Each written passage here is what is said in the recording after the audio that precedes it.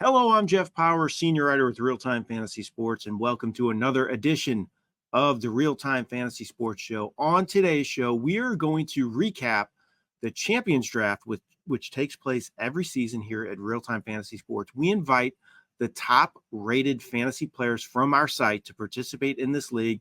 It's the best of the best. It's a lot of fun, and we also have some of our workers here at RealTime Fantasy Sports participate as well. Logan Glaser, who is on the show a lot, and my son Henry Paur, who has been on the show often as well. They are in this draft, so I thought it'd be good to bring both those guys in today to talk about this Champions Draft, talk about their teams, talk about the flow of the draft. It should be a lot of fun to get their insight as well. So I will bring them up right now. There's Henry and Logan. Thanks, guys, so much for coming on. Really appreciate it. Yeah, thanks for having us on, Yeah, Jeff. no problem.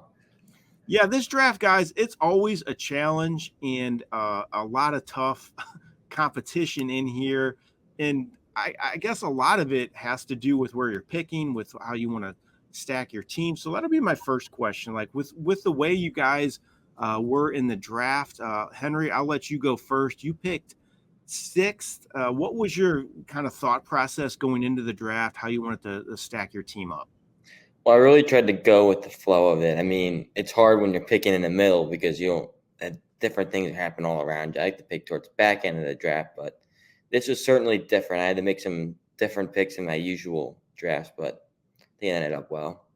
Yeah, Logan, so you're on the opposite end of things. You picked second, and so with that, you knew Christian McCaffrey like was going to go first. So I think your tough decision was maybe with that second pick. That would kind of impact the rest of your draft for sure with how you're going to stack your team. So what was your thought process? Yeah, I think there's a clear-cut top four that I've been seeing in drafts so far. It's either Christian McCaffrey, Lamb, Robinson, and Hall. Those are kind of the four that are going in the top four. After that, kind of mixes and matches from there. But I've kind of seen different players go different places in 1 through 4. But I felt comfortable taking Lamb with number 2. I think my top 4 personally are going to be Christian McCaffrey, Lamb, then Breece Hall, then Bijan Robinson. So those are going to be my top 4, and I landed in that second position and gladly take Lamb with my first overall pick. You like picking? Henry just mentioned that he kind of likes picking on one of the ends. Do you like that better, or would you rather be in the middle, or what's your thought process there? I do think I like kind of picking on the ends just a little bit more. I don't have like a huge preference either way. You get pros and cons of wherever you pick at. So Yeah. you're either going to get more top tier players if you're at the front with those top 4 being selected, or you can get to top 15 players if you're near the back with that. So For sure. So I had the 4th pick, and so my thought process was I was really happy with that because I like having one of those top 3 backs on my roster, and I knew one of them would likely be there, especially with these drafters. They usually like to go receiver heavy, but there's actually running backs 3 of the first 4 picks, which was a mild surprise. But after that, we had a lot of receivers picked. So I was happy to get either Bijan or Hall. Those two kind of flip-flop, it seems like, so I ended up getting Hall. So I knew that kind of was going to be my strategy going into it. Then after that, I was going to try to load up on receiver a little bit throughout my draft, especially if I didn't go receiver in the second round, which I did, which kind of impacted things there. But overall, I like picking 4. I thought my stack turned out pretty well at that spot. So let's go into each of your teams. Henry, I'll let you go first. So you kind of went with the strategy of maybe kind of getting the anchor at each of those positions. You went Jefferson, Josh Jacobs, Travis Kelce, Patrick Mahomes with your first 4 picks. So that's really quite the anchors at each of the positions. Was that kind of how you wanted things to play out, or it just worked that way? Yeah, it kind of just worked that way. I mean, I didn't try to play this out, except for the Kelce. Once I got Kelce, I'm like, oh, I got to get Mahomes on the way back and get that stack right there. But I really like my Jefferson pick. He's going to get a lot of targets in that offense, I think, with McCarthy throwing the football most likely. They're going to air it out a lot this year. And there's going to be no Hawkins in the first couple of weeks. So I love that pick. And I love the Jacobs pick. Aaron Jones had a huge second half of the year when he was finally healthy. And I think Jacobs takes over a big role in that offense. So you kind of waited a little bit on your second receiver when you got that anchor with Justin Jefferson. You have Calvin Ridley and then Deontay Johnson on your team, and that's Jameson Williams and Jahan Dotson as well. So after getting that first receiver, you kind of felt you had that elite number one. You were going to wait on that position a little bit. Was that your thought process there? Yeah, that was. I thought Jefferson would be that huge anchor. I mean, you've seen what he does when he's on the field. And then the other four I thought have high upside, and I thought I'd take a chance on them as a wide receiver too. So J.K. Dobbins, Chase Brown as well. Those are your 3 and 4 running backs. Can you talk about each of those guys a little bit and why you like them? Yeah, Dobbins. I love Dobbins because Harbaugh brings a big run-heavy offense into the NFL, and I think they're really going to run the ball this year. They only drafted one wide receiver. They don't have many receivers who are able to throw the ball to, so I feel like they're going to be a run-heavy team. So I love that pick with Dobbins. And Chase Brown, I think he could take over the backfield from Zach Moss, sorry. Because, I mean, he's young. We saw what he did when he was at the end of the year last year. He had a couple huge games, big receptions from Burrow. It seems like they like to use him in the third down situations with receiving work. I think he could see a sneaky flex play later in the year. Logan, let's look at your team now. You went, as I mentioned, CeeDee Lamb with the second pick. Then you got Pacheco, Pittman, Lamar Jackson, Mark Andrews. So you have the same stack as Henry with that elite tight end and elite QB. So you have Jackson, Andrews, Henry as Kelsey, Mahomes. Then you have Jaden Reed, Jonathan Brooks, Christian Watson, Ezekiel Elliott, Curtis Samuel, Josh Downs. So are you happy with the way things turned out with your starting lineup? Are you good with it? So I'm kind of in the middle. I don't love it, but I don't hate it. I think it will be a team that kind of finishes around the middle, if I had to guess, just based on roster builds.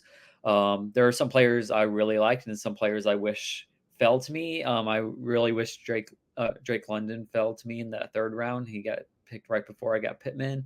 I'm fine with Pittman there, but I would have loved Drake London there. Then I went with that stack of Jackson and Andrews there. And then I picked up all 3 Green Bay wide receivers, which I just noticed that after I had Watson and I was looking at Dobbs down below. So all 3 of them can hit on any given week, which is kind of scary. With that, hopefully one of them emerges and then I can consistently play them in the starting lineup. I'll go with Jaden Reed first, but again, Dobbs had some monster games where others kind of faded out, and same with Watson, especially if he stays healthy. So that's going to be a big focal point in my lineup with that. The position that scares me the most is going to be my running back 2 spot. Jonathan Brooks, I don't know how much workload he's going to get right off the bat. I'm kind of expecting him to split maybe early on in the season, especially coming back off an injury. Miles Sanders is also there on a big contract, even though he didn't do much for them last year. You got Chuba Hubbard as well. So there's 3 backs that could kind of split a little bit of workload to start the season. Jonathan Brooks will eventually emerge out of that group, but it could be a couple of weeks into the year. So that's kind of why I went Zeke 2 rounds later, because I'm expecting him to be running back number 1 in Dallas. And if that holds true, then that is tremendous value in round 9 with him. Yeah, he's definitely a boomer bust pick this year that could really he could end up being the Raheem Mostert, or he could end up being, I don't know, Javonte Williams, not very good last year. So who knows what's going to happen with him. But in round 9, he's worth the shot for sure. For sure. I want to ask you about your second round pick of Pacheco. So after you took Lamb, I'm assuming you wanted to maybe look at a number 1 running back after taking Lamb. What was your thought going into it? Did you have a target at that spot? Did they not fall to you? I just wanted to get your thoughts. Yeah, so I was definitely going to be targeting a running back there. I was kind of hoping Derrick Henry would make it back around to me. So that was kind of the goal there, but I wanted to make sure I got a running back in either the second or third round with that. And I thought Pacheco was the best running back still left on the board when I came up. Unlike some other drafts, Rashid White actually kind of fell a decent amount in this draft. Most drafts he's going a little bit earlier, but I just felt more comfortable with going with Pacheco there than the other running backs that went after him. One thing that's interesting to me for both your teams, you both had the anchor QBs. Henry, you have Mahomes. Logan, you have Jackson. But your backups, Henry, you got Justin Herbert, and Logan, you got Tua Tagovailoa. So that's pretty amazing backup. Henry, were you surprised Herbert was still there when you were picking there in the 12th round? Yeah, that wasn't like a planned thing to take a quarterback then, but he was sitting there. I'm like, I feel like I might as well take him at this point. I mean, it's Justin Herbert, and what's more to say about him? Yeah, Logan, you got Tua in the same round, which is, I just think it shows how deep that QB position is this year. Yeah, the QB position is very deep. I think there's about 20 quarterbacks where you can kind of plug into your lineup and you can get at least 20 points from that position. Um, but I always like ending the draft with a star quarterback in my roster. That's kind of why I like to look at one maybe between rounds 4 through 9. If I can get a top quarterback there, then I'm fine with that. But there are 20 probably quarterbacks where I would feel comfortable starting in my lineup. Yeah, for sure. It's a really deep position this year. And my quarterback is Joe Burrow. I got him in round 7. I'll talk briefly about my team here. I took Brees Hall and then Devon Achane, Debo Samuel, Amari Cooper, Cooper Kupp, Zamir White, Joe Burrow, David Njoku, Ty Chandler, Mike Williams, Gabriel Davis, Jared Goff, and Dalton Schultz, kind of my anchor of my team. So I ended up going running back. Wasn't really my plan going into it, but I didn't love the receivers left when I picked again. I think a chain could end up being a make or break pick for me, quite frankly. I love his potential, but he also had some injury issues last year. Raheem Mostert's still there as well. So a little worried about that pick a little bit, but if he ends up hitting, I think I have 2 possibly top 5 running backs on my roster. And I still think my receiver position turned out pretty well with Samuel, Cooper, and Kupp. Those guys aren't number 1s, but I think they're all high-end number 2s. So I think that's a pretty good spot for me to be in when I didn't hit one of those elite receivers. And then I got Zamir White as my 3rd running back. I like him a lot this year. I just think I like the way he finished last season. I think he's going to be that number 1 back for Vegas, and they're going to run a lot, in my opinion. I don't like that QB situation that they have with O'Connell and Gardner Minshew fighting it out there. And then I got Joe Burrow in round 7, so I was kind of happy I waited on QB, ended up getting a pretty good one there. So I like my team. I think it turned out pretty well. I think all of us like our teams for the most part. A couple interesting trends, maybe, guys, I wanted to talk about. So, like I mentioned, receiver sometimes is really heavy with these guys, and there was 3 teams that actually went back-to-back receiver to start the draft. Mhm.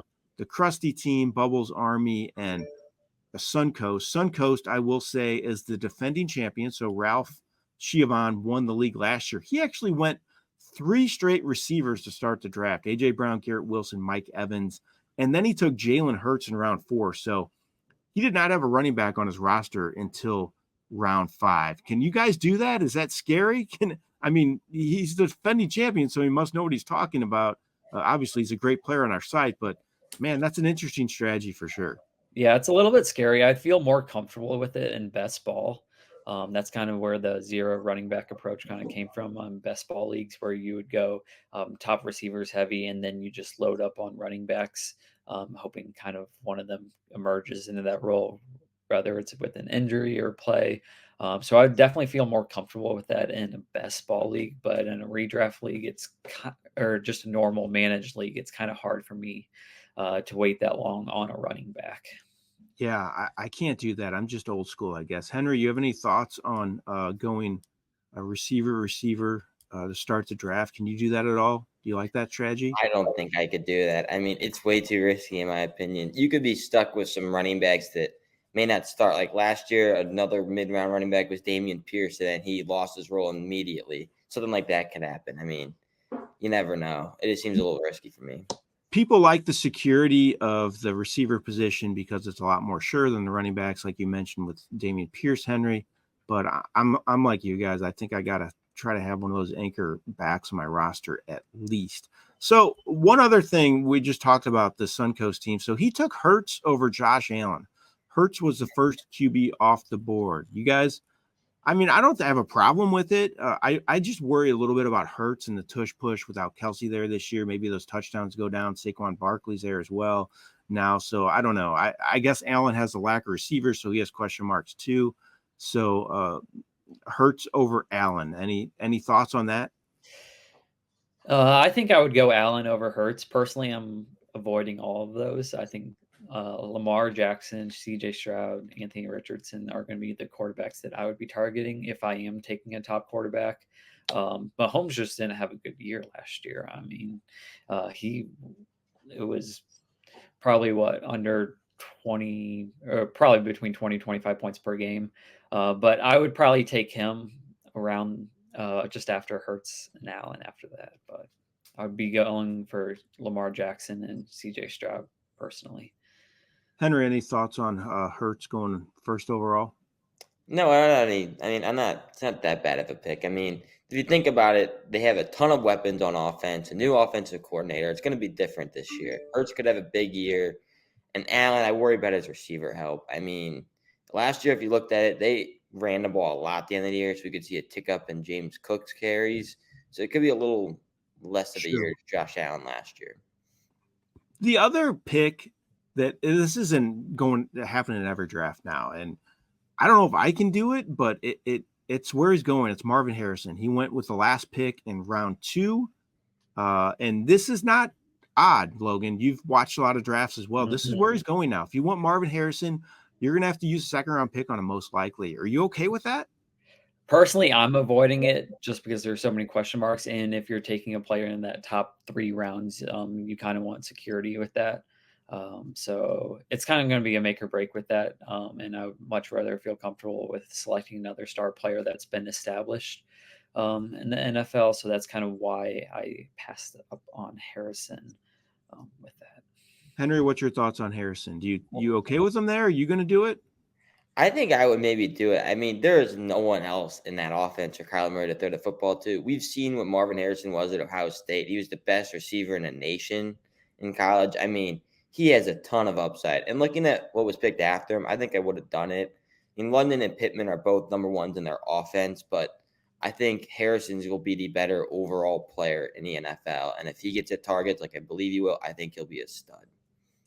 Yeah, it's tough for me. I think it's a boomer bust pick at that spot in the draft. I don't think he's going to be awful if he doesn't, live up to his second round status. But I also think that it could be a pick that you could regret later on. So I can see why people are doing it, though. Like you said, Henry, few weapons. They're in Arizona. They could be playing from behind a lot. They're in a good division. Could be Kyler Murray's favorite target right away. So I can see why it's happening. I don't know if I can do it, especially over London and Pittman, guys you just mentioned, Henry, but I understand it. I get it. So any other things stand out to either of you guys that you see on this draft board as we look at it? Any picks, any guys that you got sniped on or anything in that area? Logan, I'll let you go first. Yeah, I mentioned a couple of players that I kind of got sniped on. There are a lot of question marks, I think, for me still with where people are going. For example, like Nick Chubb, is he going to be healthy come middle of the year? Because that would be an absolute steal if you're getting a guy like Nick Chubb in round 8 compared to where he was going round 2. Even first round last year. So there's question marks there. Again, one of your players, Mike Williams, how is he going to do in that Jets offense? He had some monster games with the Chargers before his injury. So he could have very good value there. Just kind of how much does he get thrown to in that offense with Aaron Rodgers and Garrett Wilson there. So there's a lot of question marks. I think running backs are going to be the biggest area where I'm going to have a lot of questions just because there are so many players on different teams this year at that running back position. During the offseason, there was a carousel of running backs just signing at new places. So it's going to be interesting to see how they all fit in. I mean, look at rounds 8 and 9, Logan, as you say that. It is littered with green. There's 1, Oh, 2, yeah. 3, 4, It's 5, all 6, there. 7, 8, 9, 10, 11, 12. 12 picks for running backs in round 8 or 9. As you look at those, I know some of you guys took them. Who do you like out of those? I mean, you have Brian Robinson, Nick Chubb, Devin Singletary, Tyjae Spears, J.K. Dobbins, Chase Brown, Blake Corum. If you guys had to pick any of these guys in round 8, I know some of them are on your rosters. Henry, I'll let you go first. Who stands out to you? Who are you targeting in that spot there with all those mid-round running backs? There's a couple I like here. I love Brian Robinson this year. I know they have Eckler. He's going to be the third down back. He's going to play the Gibson role. He's going to catch some passes, but he was injured last year. He can get injured again. He's old. Brian Robinson's in an offense where they just drafted a rookie quarterback. They're probably going to run the ball a good amount. I could see him having a decent year. Chubb, if he comes back from injury like he does, his normal self, that is great value right there. And I don't know when he's going to be back, but he could be huge. I heard that he was just off crutches or whatever. He's getting back. He's getting there, but he could be big. And then I'm going to go with myself here, the J.K. Dobbins. I think he's going to lead that backfield. If he stays healthy, in that offense where they're going to run the ball, be a run-heavy offense, I think he could be huge as well. Logan, how about you? What running backs do you like out of that? Yeah, I think the player that's going to have the most volume will be Singletary. I don't know if I would pick him out of that group. I'd probably maybe go Brian Robinson before him, but I do think Singletary will have the most volume, but I don't know if he's going to have the most production in that standpoint. And Trey Benson's also a guy to kind of keep in mind with James Conner's going to be the lead back there, but I think Benson's going to, by the middle of the season, he might take over that running back one role in Arizona. Yeah, you actually hit both guys for me too, Logan. I like Devin Singletary a lot just because he's familiar with that offense. He reunites with Brian Dable, and I don't like his competition, and he's familiar with the offense. I don't think the Giants are going to be very good, so they could run a lot. He had a pretty good season last year, one of his best. I know he still hasn't really lived up to his high draft status to date, but I still think Singletary has potential this year, especially in round 8 as a 3 or 4 back. I'm taking a chance on him there all day. And Brian Robinson too. Henry, you mentioned him. So did you, Logan. I just think the volume's there. I don't trust Eckler. I think he'll be more of that Antonio Gibson role last year where Robinson's still toting most of the carries there. So I think those are 2 guys I like out of those middle round running backs. So guys, too, we talked about the mid rounds. Let's look at the later rounds. Is there any picks that you really like in the late rounds of the draft, or any guys you were specifically targeting on your roster? Logan, you have Romeo Doubs there late. Henry, you have Tyron Tracy of the Giants. I was talking about Devin Singletary. He's the rookie back there, could end up getting some work there. So, guys, any late round picks that you're looking at here, you think, hey, that's a pretty good pick at that point, or any guys you're targeting specifically? Logan, you can go ahead and go first. Yeah, so there's a guy I actually don't think he got picked, but he's kind of been my late round target guy in most drafts, more towards like rounds 15, 16, 17 with that, and that's Wan'Dale Robinson. So he's kind of a guy that I'm kind of been targeting in a lot of drafts. I think there's a lot of just there's low risk, high potential with him there. He's kind of struggled with injury his last couple of seasons with the Giants, but if he's going to be going into this year fully healthy, and he had some monster games when he was healthy and was able to stay on the field. So that's kind of a guy that I'm going to be kind of looking for as my kind of deep sleeper pick for this year. How about you, Henry? I like this Michael Wilson pick at the end of the draft. I just think he's going to be a wide receiver 2 in Arizona.